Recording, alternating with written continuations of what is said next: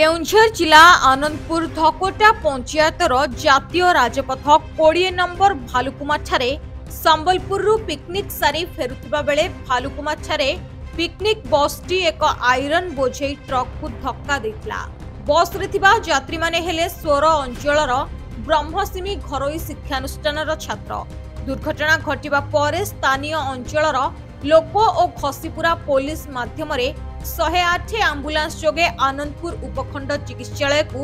अणाई चिकित्सित करा जाउथुबा बेले गुरुतर शिक्षक छात्र और ड्राइवर को कटक भद्रक मेडिकल को स्थानांतरित करा जायछि। दुर्घटना रे बस रो सम्मुख भाग संपूर्ण भांगी जायतिबा बेले खसीपुरा पुलिस घटनास्थल रे पहुंची अधिक तदंत जारी रखिछि। कौन घटना काली घटितला महेश्वर बेहरा कौन हितला आमे काली जाइतलु संबलपुर बुलाबुली करके फेरला बेले से ट्रकटा भटे पड़थला भटे कला जस्ट आम बस भटे करके बैंक काटी आम बसटा जाकी टे आगटा बाटे दी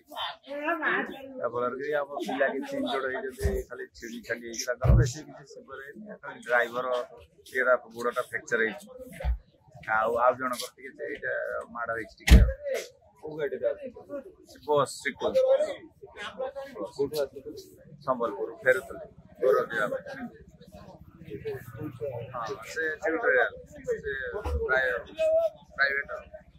केउंझरु सोमनाथ मिश्रଙ୍କ रिपोर्ट रियो न्यूज।